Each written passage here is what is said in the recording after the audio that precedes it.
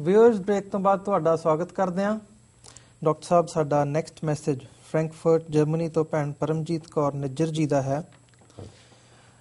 ਉਹ ਲਿਖਦੇ ਹਨ, ਪ੍ਰੋਗਰਾਮ ਸੱਚੋ ਸੱਚ ਗਿਆਨ ਦਾ ਇੱਕ ਚਾਨਣ ਹੈ। ਤੁਸੀਂ ਹਰ ਪੱਖ ਤੋਂ 1 ਘੰਟੇ ਵਿੱਚ ਇੰਨੀ ਜਾਣਕਾਰੀ ਦਿੰਦੇ ਹੋ ਜਿਹੜੀ ਕਿ ਕਈ ਦਿਨਾਂ ਵਿੱਚ ਲਾਇਬ੍ਰੇਰੀ ਵਿੱਚ ਲਗਾਤਾਰ ਕਿਤਾਬਾਂ ਪੜ੍ਹਨ ਨਾਲ ਵੀ ਹਾਸਲ ਨਹੀਂ ਹੋ ਸਕਦੀ। ਤੁਸੀਂ ਸਰਦਾਰ ਕਪੂਰ ਸਿੰਘ ਜੀ ਨੂੰ ਆਪਣੇ ਪ੍ਰੋਗਰਾਮ ਵਿੱਚ ਬੜੀ ਭਾਵਭਿੰਨੀ ਸ਼ਰਧਾਂਜਲੀ ਦਿੱਤੀ। ਮੇਰਾ ਸਵਾਲ ਹੈ ਕਿ ਸਰਦਾਰ ਕਪੂਰ ਸਿੰਘ 1947 ਦੇ ਦੌਰ ਵਿੱਚ ਅਕਾਲੀ ਲੀਡਰਾਂ ਨੂੰ ਕਿਉਂ ਕਨਵਿੰਸ ਨਹੀਂ ਕਰ ਸਕੇ ਕਿ ਖਾਲਿਸਤਾਨ ਬਣਾਉਣਾ ਬੜਾ ਜ਼ਰੂਰੀ ਹੈ? ਕੀ ਉਹਨਾਂ ਵਿੱਚ ਕਨਵਿੰਸ ਕਰਾ ਸਕਣ ਦੀ ਯੋਗਤਾ ਨਹੀਂ ਸੀ ਜਾਂ ਕੋਈ ਹੋਰ ਵਜ੍ਹਾ ਸੀ? ਮੈਂ ਸਰਦਾਰ ਕਪੂਰ ਸਿੰਘ ਜੀ ਦਾ ਬਹੁਤ ਸਤਿਕਾਰ ਕਰਦੀ ਹਾਂ, ਪਰ ਇਹ ਗੱਲ ਮੈਂ ਹਮੇਸ਼ਾ ਸੋਚਦੀ ਹਾਂ ਕਿ ਕੀ ਸੱਚਮੁੱਚ ਹੀ 1947 ਦੌਰ ਦੇ ਸਿੱਖ ਲੀਡਰ ਗੱਦਾਰ ਸਨ ਜਾਂ ਮੂਰਖ ਸਨ? ਹੋ ਗਿਆ ਜੀ ਕੰਪਲੀਟ? ਹਾਂਜੀ। ਅਸੀਂ ਭੈਣ ਜੀ ਪਰਮਜੀਤ ਕੌਰ ਨਿੱਜਰ ਦੇ ਬਹੁਤ ਧੰਨਵਾਦੀ ਹਾਂ। ਉਹਨਾਂ ਨੇ ਸਾਨੂੰ ਫਰੈਂਕਫਰਟ ਜਰਮਨੀ ਤੋਂ ਲਿਖਿਆ ਜੀ। ਉਹਨਾਂ ਨੂੰ ਪ੍ਰੋਗਰਾਮ ਚੰਗਾ ਲੱਗਦਾ ਹੈ, ਗਿਆਨ ਭਰਪੂਰ ਲੱਗਦਾ ਹੈ। ਇਸ ਗੱਲ ਦੇ ਉੱਤੇ ਵੀ ਸਾਨੂੰ ਮਾਣ ਹੈ ਆਪਣੇ ਇਹਨਾਂ ਦਰਸ਼ਕਾਂ ਦੀ ਬਦੌਲਤ ਹੀ, ਜਿਨ੍ਹਾਂ ਨੇ ਕਿ ਸਾਨੂੰ ਜਿਹੜਾ ਹਮੇਸ਼ਾ ਹੌਸਲਾ ਦਿੱਤੇ ਜੀ। ਉਹਨਾਂ ਨੇ ਸਰ ਕਪੂਰ ਸਿੰਘ ਹੋਰਾਂ ਸੰਬੰਧੀ ਸਾਡੇ ਵੱਲੋਂ ਕੀਤਾ ਗਿਆ ਸੈਗਮੈਂਟ ਜਿਹੜਾ ਪਿਛਲੇ ਅਸੀਂ ਫਰਾਈਡੇ ਕੀਤਾ ਉਸ ਨੂੰ ਸਰਾਹਿਆ ਤੇ ਉਸ 'ਚ ਉਹਨਾਂ ਦਾ ਸਵਾਲ ਹੈ ਕਿ 1947 ਦੇ ਦੌਰ 'ਚ ਅਕਾਲੀ ਲੀਡਰਸ਼ਿਪ, ਕਿਉਂਕਿ 47 ਦੇ ਦੌਰ 'ਚ ਅਸੀਂ ਉਸ ਸੈਗਮੈਂਟ 'ਚ ਵੀ ਗੱਲ ਕੀਤੀ ਸੀ ਵੀ 3 ਅਕਾਲੀ ਲੀਡਰਾਂ ਦੇ ਕੋਲ ਪੰਥ ਦੀ ਕਿਸਮਤ ਦਾ ਫੈਸਲਾ ਕਰਨ ਦਾ ਹੱਕ ਸੀ। ਉਹਨਾਂ ਦੇ ਵਿੱਚ ਗਿਆਨੀ ਕਰਤਾਰ ਸਿੰਘ ਜਿਹੜੇ 1947 'ਚ ਅਕਾਲੀ ਦਲ ਦੇ ਪ੍ਰਧਾਨ ਸਨ, ਮਾਸਟਰ ਤਾਰਾ ਸਿੰਘ ਜਿਹੜੇ ਕਿ ਸਰਵਾ ਸਨ ਅਕਾਲੀ ਦਲ ਦੇ, ਹਮੇਸ਼ਾ ਹੀ ਉਹਨਾਂ ਦਾ ਸੈਂਟਰਲ ਰੋਲ ਸੀ, ਔਰ ਬਲਦੇਵ ਸਿੰਘ ਜੀ ਜਿਹੜੇ ਕਿ ਰਾਊਂਡ ਟੇਬਲ ਕਾਨਫਰੰਸ ਦੇ ਵਿੱਚ ਅਕਾਲੀਆਂ ਦੇ ਜਾਂ ਪੰਥ ਦੇ ਨੁਮਾਇੰਦਾ ਬਣ ਕੇ ਗਏ। ਸੋ ਉਹਨਾਂ ਨੇ ਪੁੱਛਿਆ ਵੀ ਕੀ ਸਰ ਕਪੂਰ ਸਿੰਘ ਕੋਲ ਕਨਵਿੰਸਿੰਗ ਪਾਵਰ ਨਹੀਂ ਸੀ ਕਿ ਉਹਨਾਂ ਨੂੰ ਸਮਝਾ ਨਹੀਂ ਸਕੇ ਵੀ ਖਾਲਿਸਤਾਨ ਜਾਂ ਸਿੱਖ ਸਟੇਟ ਕਿਉਂ ਚਾਹੀਦੀ ਹੈ, ਜਾਂ ਉਹ ਆਪਣੀ ਸਟੇਟ ਲਈ ਕੰਮ ਕਰਨ, ਨਾ ਕਿ ਕਾਂਗਰਸ ਦੇ ਘਨਾੜੇ ਚੜ੍ਹਨ ਜੀ। ਇਹਨਾਂ ਦਾ ਇਹ ਸਵਾਲ ਬੜਾ ਮੈਂ ਸਮਝਦਾ ਵੀ ਚੰਗੀ ਗਰਾਊਂਡ ਤੇ ਹੈ, ਪਰ ਮੈਂ ਉਸ ਇਸ ਸਵਾਲ ਨੂੰ ਰਿਸਪੌਂਡ ਕਰਨ ਤੋਂ ਪਹਿਲਾਂ ਆਪਣੇ ਆਪ ਨੂੰ ਇਹ ਪੁੱਛਣਾ ਚਾਹੁੰਦਾ ਹਾਂ ਕਿ ਕੀ ਅਸੀਂ ਪ੍ਰਕਾਸ਼ ਸਿੰਘ ਬਾਦਲ ਨੂੰ ਨਹੀਂ ਸਮਝਾ ਸਕਦੇ ਕਿ ਸਿੱਖ ਸਟੇਟ ਕਿਉਂ ਜ਼ਰੂਰੀ ਹੈ, ਖਾਲਿਸਤਾਨ ਕਿਉਂ ਜ਼ਰੂਰੀ ਹੈ, ਜਾਂ ਨਰਿੰਦਰ ਮੋਦੀ ਦੇ ਰਾਸਤੇ ਚੜ੍ਹਨਾ ਸਿੱਖਾਂ ਲਈ ਠੀਕ ਨਹੀਂ ਹੈ? ਸੋ ਜੇ ਅਸੀਂ ਅੱਜ ਬਾਦਲ ਨੂੰ ਨਹੀਂ ਸਮਝਾ ਸਕੇ ਜਾਂ ਨਹੀਂ ਸਮਝਾ ਸਕਦੇ ਤਾਂ ਇਹੀ ਪੋਜੀਸ਼ਨ 1947 'ਚ ਸੀ।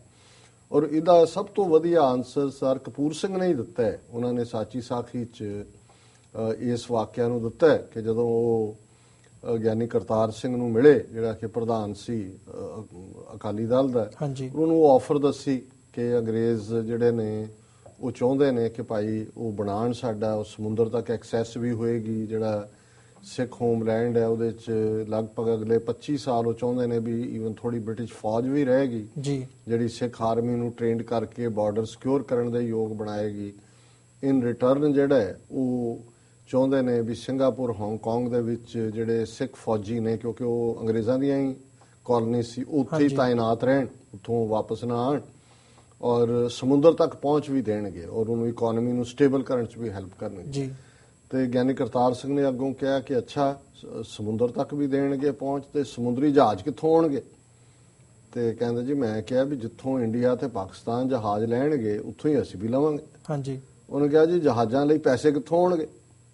ਤੇ ਫਿਰ ਉਹਨਾਂ ਨੇ ਕਿਹਾ ਕਿ ਜੀ ਮੈਨੂੰ ਉਸ ਫਿਲਾਸਫਰ ਨੂੰ ਉਹਨਾਂ ਨੇ ਨਾਂ ਵੀ ਦਿੱਤਾ, ਉਹਦੀ ਗੱਲ ਯਾਦ ਆਈ ਕਿ ਜੇ ਤੁਹਾਡੀ, ਉਹਨਾਂ ਨੇ ਅੰਗਰੇਜ਼ੀ 'ਚ ਲਿਖਿਆ ਫਿਰ ਪੰਜਾਬੀ 'ਚ ਕਿਹਾ, ਮੈਂ ਪੰਜਾਬੀ 'ਚ ਹੀ ਕਹਾਂਗਾ ਕਿ ਜੇ ਤੁਹਾਡੀ ਤਨਖਾਹ ਇਸ ਗੱਲ ਤੇ ਡਿਪੈਂਡ ਕਰਦੀ ਹੈ ਕਿ ਤੁਸੀਂ ਕੋਈ ਗੱਲ ਨਹੀਂ ਸਮਝਣੀ ਤਾਂ ਫਿਰ ਤੁਹਾਨੂੰ ਕੋਈ ਨਹੀਂ ਸਮਝਾ ਸਕਦਾ ਕਿਉਂਕਿ ਤੁਹਾਡੀ ਰੋਟੀ ਰੋਜ਼ੀ ਉਹਦੇ ਚੋਂ ਨਿਕਲਦੀ ਹੈ। ਫਿਰ ਉਹਨਾਂ ਨੇ ਕਿਹਾ ਵੀ ਕਿਵੇਂ ਗਿਆਨੀ ਕਰਤਾਰ ਸਿੰਘ ਨੂੰ 500 ਰੁਪਈਆ ਉਸ ਜ਼ਮਾਨੇ 'ਚ ਬਲਦੇਵ ਸਿੰਘ ਲਗਾਤਾਰ ਮਹੀਨੇ ਦਾ ਦਿੰਦੇ ਸਨ, ਤੇ ਉਹ ਬਲਦੇਵ ਸਿੰਘ ਦੀ ਜੇਬ 'ਚ, ਬਲਦੇਵ ਸਿੰਘ ਨਹਿਰੂ ਦੀ ਜੇਬ 'ਚ, ਪੰਥ ਜਿਹੜਾ ਫਿਰ ਨਹਿਰੂ ਦੀ ਜੇਬ 'ਚ।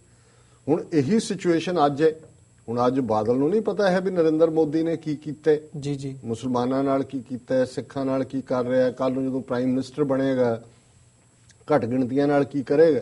ਉਦੋਂ ਤੋਂ ਉਹਨੇ ਇੱਕੋ ਹੀ ਪ੍ਰੋਮਿਸ ਲਿਆ ਵੀ ਮੇਰੀ ਨੂੰਹ ਨੂੰ ਮਿਨਿਸਟਰ ਬਣਾ ਦੇਣਾ ਫੁੱਲ ਫਲੈਜਡ। ਤੇ ਪੰਜਾਬ ਸਾਡੇ ਹਵਾਲੇ ਰਹਿਣ ਦਿਓ, ਸਾਨੂੰ ਲੁੱਟਣ ਦਿਓ, ਲੈਂਡ ਮਾਫੀਆ, ਸੈਂਡ ਮਾਫੀਆ, ਜੋ ਹੋਰ ਲੁੱਟ ਕਸੁੱਟ ਪਾਈ ਹੋਈ ਹੈ ਇੱਕ NRI ਕਪਲ ਦਿੱਲੀ ਦਾ, ਆਪਣੇ UK 'ਚ ਰਹਿਣ ਵਾਲੇ ਬਜ਼ੁਰਗ, ਮੈਂ ਕੱਲ ਕਹਾਣੀ ਪੜ੍ਹਦੇ ਆ, ਮੈਂ ਵੀ ਜਜ਼ਬਾਤੀ ਹੋ ਗਿਆ। 300 ਕਰੋੜ ਰੁਪਈਆ ਕਿ ਕਿੰਨਾ ਉਹਨਾਂ ਵਿਚਾਰਿਆਂ ਨੇ ਦਿੱਲੀ ਦੇ ਵਿੱਚ ਕੋਈ ਹੋਟਲ, ਸਾਰੀ ਜ਼ਿੰਦਗੀ ਦੀ ਕਮਾਈ ਲਾਈ, ਤੇ ਇਹਦਾ ਹੀ ਕੋਈ ਸੁਖਬੀਰ ਬਾਦਲ ਦਾ ਕ੍ਰਿਸ਼ਨ ਕੁਮਾਰ ਕੇ ਕੌਣ ਹੈ, ਉਹ ਸਾਰਾ ਹੀ ਹੜਪ ਗਿਆ। ਉਹਨਾਂ ਨੂੰ ਐਸਾ ਉਲਝਾਇਆ ਹੋਇਆ, ਉਹਨਾਂ ਨੇ ਕਿਹਾ, ਔਰ ਇਹ ਸੁਖਪਾਲ ਖਹਿਰੇ ਨੇ ਉਹ ਕੇਸ ਲਿਆਂਦਾ ਬਾਹਰ, ਉਹ ਕਿਹਾ ਜੀ ਸਾਡੀ ਘੱਟੋ ਘੱਟ ਦਵਾਓ, ਸਾਡਾ ਕੀ ਹੈ। ਸੋ ਇਸ ਕਿਸਮ ਦੇ ਪਤਾ ਨਹੀਂ ਕਿੰਨੇ ਨੇ, ਕਿਸ ਕਿਸਮ ਦਾ ਮਾਫੀਆ ਪੰਜਾਬ 'ਚ ਹੈ, ਜਿਵੇਂ ਉਹ ਲੁੱਟ ਰਿਹਾ। ਔਰ ਬਾਹਰੋਂ ਤੁਸੀਂ ਦੇਖ ਲਓ ਇਹਨਾਂ ਦਾ ਜੀ NRI ਸੰਮੇਲਨ, ਔਰ ਅਸੀਂ ਤਰੱਕੀ ਕਰ ਦਿਆਂਗੇ, ਅਸੀਂ ਇੰਟਰਨੈਸ਼ਨਲ ਕਬੱਡੀ ਬਣਾ ਦਿਆਂਗੇ, ਓਲੰਪਿਕਸ ਲੈ। ਹੁਣ ਕਬੱਡੀ ਨਾਲ ਜੁੜੀ ਮਨੀ ਲਾਂਡਰਿੰਗ ਵੀ ਆ ਗਈ, ਡਰੱਗ ਪਹਿਲਾਂ ਹੀ ਆਈ ਹੋਈ ਸੀ ਵੀ ਕੀ ਹੈਗੇ।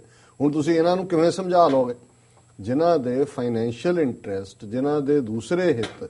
ਹੁਣ ਜੇ ਬਲਦੇਵ ਸਿੰਘ ਦੇ ਕਾਰਖਾਨੇ ਟਾਟਾ ਨਗਰ 'ਚ ਨੇ, ਟਾਟਾ ਨਗਰ ਤਾਂ ਖਾਲਿਸਤਾਨ 'ਚ ਨਹੀਂ ਸੀ, ਹੁਣ ਉਹ ਤਾਂ ਬਿਹਾਰ 'ਚ ਤੇ ਉਹ ਕਿਉਂ ਚਾਹੇਗਾ ਵੀ ਉਹਦੇ ਕਾਰਖਾਨੇ ਬਾਹਰ ਰਹਿਣ ਤੇ ਸਿੱਖਾਂ ਦਾ ਕੁਝ ਬਣ ਜਾਏ। ਸੋ ਇਹ ਨਹੀਂ। ਔਰ ਸਰ ਕਪੂਰ ਸਿੰਘ ਨੇ ਸਾਚੀ ਸਾਖੀ 'ਚ 6 ਵਾਕਿਆ ਦਿੱਤੇ ਨੇ 1930 ਤੋਂ 1940 'ਚ, ਕਿ ਜਿਵੇਂ ਜਦੋਂ ਉਹਨਾਂ ਨੇ ਸਾਰੀ ਗੱਲ ਕੀਤੀ, ਤੇ ਜਦੋਂ ਫਿਰ ਸਰ ਕਪੂਰ ਸਿੰਘ ਨੇ ਕਿਹਾ ਜੀ ਜਹਾਜ਼ ਜਿੱਥੋਂ ਲੈਣਗੇ ਉਹ ਲੈਣ ਸੀ, ਫਿਰ ਗਿਆਨੀ ਕਰਤਾਰ ਸਿੰਘ ਕਹਿੰਦੇ ਅੰਗਰੇਜ਼ ਤੁਹਾਡੇ ਰਾਹੀਂ ਮੈਨੂੰ ਕਿਉਂ ਸੁਨੇਹਾ ਦਿੰਦੇ ਨੇ, ਮੇਰੇ ਨਾਲ ਸਿੱਧੀ ਗੱਲ ਕਿਉਂ ਨਹੀਂ ਕਰਦੇ। ਹਾਂਜੀ ਕਹਿੰਦੇ ਮੈਂ ਉਹਨਾਂ ਨੂੰ ਸਮਝਾਇਆ, ਗਿਆਨੀ ਜੀ ਇਹ ਡਿਪਲੋਮੇਸੀ ਦਾ ਵਰਲਡ ਹੁੰਦਾ ਹੈ, ਉਹਦੇ 'ਚ ਇਸ ਤਰ੍ਹਾਂ ਹੀ ਗੱਲ ਹੁੰਦੀ ਹੈ। ਪਰ ਕਹਿੰਦੇ ਵੀ ਉਹਨੂੰ ਤਾਂ ਜਿਹੜਾ ਉਹ ਧਰਿਆ ਹੀ ਨਹੀਂ, ਨੰਨਾ ਨਹੀਂ ਧਰਿਆ ਜੀ। ਸੋ ਭੈਣ ਪਰਮਜੀਤ ਕੌਰ ਜੀ, ਇਹੀ ਹਾਲ ਹੈ ਕਿ ਜਦੋਂ ਇਸ ਕਿਸਮ ਦੇ ਬੇਈਮਾਨ ਲੋਕ ਜਿਹੜੇ ਨੇ ਉਹ ਆ ਕੇ ਸਵਾਰ ਹੋ ਜਾਣ। ਔਰ ਜਿਵੇਂ ਭਾਈ ਗੁਰਦਾਸ ਜੀ ਨੇ ਕਿਹਾ ਕਿ ਵੀ ਜਿਹੜਾ ਰਹਿਬਰ ਹੈ, ਜਿਹਨੇ ਲੈ ਕੇ ਤੁਹਾਨੂੰ ਜਾਣਾ ਹੈ, ਹਾਂਜੀ, ਜੇ ਉਹੀ ਤੁਹਾਨੂੰ ਉਜੜ ਪਾ ਦੇ ਤਾਂ ਤੁਸੀਂ ਕੀ ਕਰੋਗੇ। ਔਰ ਇਹਦੇ ਤੇ ਜਿਹੜੀ ਅਸਲੀਅਤ ਹੈ ਔਰ ਇਹ ਹਕੀਕਤ ਹੈ, ਜਦੋਂ ਇਹ ਉਰਦੂ ਦਾ ਕਪਲੇਟ ਮੈਂ ਜਦੋਂ ਕੁਲਦੀਪ ਨਈਅਰ ਨੂੰ ਕਨਫਰੰਟ ਕੀਤਾ ਸ਼ਿਕਾਗੋ 'ਚ, ਤਾਂ ਮੈਂ ਉਹ ਦੁਹਰਾਇਆ ਸੀ। ਔਰ ਮੈਂ ਕਨਕਲੂਡ ਕਰਦਾ ਕਿ ਜਿਹੜੇ ਰਹਿਬਰ ਨੇ, ਇੱਕ ਤਾਂ ਅਧਿਆਤਮਕ ਰਹਿਬਰ ਨੇ, ਉਹ ਗੁਰੂ ਗ੍ਰੰਥ ਸਾਹਿਬ, ਉਹ ਤਾਂ ਰੱਬ ਦੇ ਨਾਲ ਸਾਡਾ ਸੰਬੰਧ ਜੋੜਦੇ ਨੇ, ਉਹ ਤਾਂ ਹਮੇਸ਼ਾ ਹੀ ਇਟਰਨਲ ਨੇ ਜੀ। ਪਰ ਜਦੋਂ ਅਸੀਂ ਦੁਨਿਆਵੀ ਪੱਧਰ ਤੇ ਲੀਡਰਸ਼ਿਪ ਨੂੰ ਵੀ ਰਹਿਬਰ ਕਿਹਾ ਜਾਂਦਾ, ਕਿਉਂਕਿ ਉਹ ਤੁਹਾਨੂੰ ਲੀਡ ਕਰਦਾ, ਤੇ ਜਿਹੜਾ ਸਾਡਾ ਹਾਲ ਰਿਹਾ ਹੈ ਔਰ ਉਹ ਇਹੀ ਹੈ। ਔਰ ਉਹ ਸ਼ਹਿਰ ਹੈ ਇੱਕ ਕਿ ਤੂੰ ਇਧਰ ਉਧਰ ਕੀ ਬਾਤ न कर, तू ये बता कि काफला क्यों लुटा, ये राह जनी की बात नहीं, तेरी रहबरी का सवाल है। ਗੱਲ ਇਹ ਨਹੀਂ ਹੈ ਵੀ ਕਾਫਲੇ ਨੂੰ ਰਾਹ ਜਨਾਂ ਨੇ, ਲਟੇਰਿਆਂ ਨੇ ਲੁੱਟ ਲਿਆ। ਗੱਲ ਤੇ ਹੈ ਵੀ ਰਹਿਬਰ ਜਿਹੜਾ ਹੈ ਉਹੀ ਲਟੇਰਿਆਂ ਦੇ ਨਾਲ ਰਲਿਆ ਹੋਇਆ ਜੀ। ਰਾਹਜਨੀ ਹੁੰਦੀ ਹੈ ਕਾਫਲਿਆਂ ਤੇ, ਪਰ ਜੇ ਤੁਹਾਡਾ ਰਹਿਬਰ ਇਮਾਨਦਾਰ ਹੈ, ਤੁਸੀਂ ਪ੍ਰਬੰਧ ਕਰਦੇ ਹੋ ਵੀ ਤੁਸੀਂ ਉਸ ਰਾਹਜਨੀ ਨੂੰ ਕਿਵੇਂ ਰੋਕਣਾ, ਤੁਸੀਂ ਲਟੇਰਿਆਂ ਦੇ ਨਾਲ ਕਿਵੇਂ ਡੀਲ ਕਰਨਾ। ਪਰ ਜੇ ਤੁਹਾਡਾ ਰਹਿਬਰ ਤੁਹਾਨੂੰ ਉੱਥੇ ਲਟੇਰਿਆਂ ਦੇ ਗੜ੍ਹ 'ਚ ਲੈ ਕੇ ਜਾ ਰਿਹਾ ਹੋਏ ਲੁਟਵਾਉਣ ਦੇ ਲਈ ਜੀ, ਤਾਂ ਉੱਥੇ ਤੁਸੀਂ ਕੀ ਕਰ ਸਕਦੇ ਹੋ। ਇਹ ਕਹਾਣੀ ਅੱਜ ਦੀ ਨਹੀਂ ਹੈ।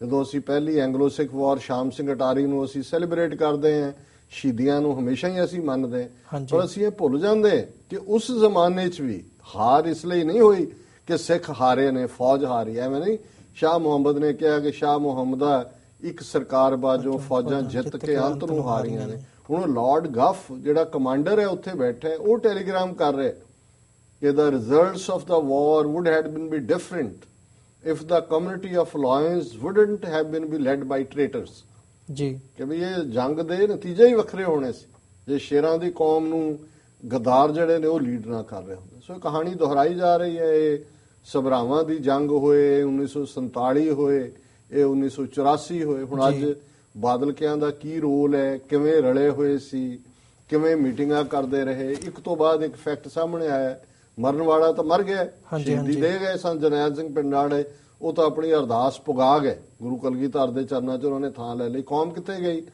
ਇਹਨਾਂ ਦੀ ਬਦੌਲਤ, ਜਿਹੜੇ ਰਲੇ ਹੋਏ ਸੀ ਸਰਕਾਰ ਨਾਲ ਕਿ ਭਾਈ ਜਿਹੜਾ ਅਸੀਂ ਤੁਹਾਡੇ ਨਾਲ ਆ, ਜੋ ਉਹਨਾਂ ਦਾ ਸਾਰਾ ਇਖਲਾਕ ਹੈ ਇਹਨਾਂ 30 ਸਾਲਾਂ 'ਚ ਉਹ ਸਾਹਮਣੇ ਹੀ ਹੈ ਵੀ ਅਕਾਲੀਆਂ ਦਾ ਕੀ। ਅੱਜ ਉਹੀ ਰੋਲ, ਕੁਛ ਨਹੀਂ ਬਦਲਿਆ ਹੈ। ਬਲਦੇਵ ਸਿੰਘ ਨੇ ਇੱਕ ਨਵਾਂ ਅਵਤਾਰ ਲੈ ਕੇ ਨਾਂ ਪ੍ਰਕਾਸ਼ ਸਿੰਘ ਬਾਦਲ ਰੱਖੇ ਜੀ, ਔਰ ਉਹੀ ਕਹਾਣੀ ਰਿਪੀਟ ਹੋ ਰਹੀ ਹੈ। ਉਹੀ ਸੰਤ ਜਰਨੈਲ ਸਿੰਘ, ਉਹੀ ਲੱਖਾਂ ਮਰ ਵੀ ਰਹੇ ਨੇ।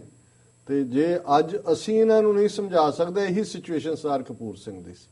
ਔਰ ਜਦੋਂ ਉਹ ਹਰ ਸਿਚੁਏਸ਼ਨ ਨੂੰ, ਭਾਵੇਂ ਉਹ ਕਾਇਦੇ ਆਜ਼ਮ ਵੱਲੋਂ ਦਿੱਤੀ ਗਈ ਸਲਾਹ ਸੀ ਸਿੱਖਾਂ ਨੂੰ, ਉਦੋਂ ਵੀ ਫਿਰ ਜਦੋਂ ਰਿਪੈਂਟ ਕਰਦੇ ਨੇ ਸਰ ਕਪੂਰ ਸਿੰਘ, ਤਾਂ ਇਹੀ ਕਹਿੰਦੇ ਨੇ ਕਿ ਭਾਈ ਨਹੀਂ ਸਮਝ ਆਈ। ਹੁਣ ਕਾਇਦੇ ਆਜ਼ਮ ਇਹ ਗੱਲ ਸਮਝਾ ਰਹੇ ਨੇ, ਕਹਿ ਰਹੇ ਨੇ ਕਿ ਵੀ ਸਿੱਖਸ ਆਰ ਪੋਲੀਟੀਕਲੀ ਨਾਈਵ, ਤੁਸੀਂ ਸਿਆਸੀ ਤੌਰ ਤੇ ਕੱਚ ਕਰੜ ਹੋ, ਅਧੂਰੇ ਹੋ।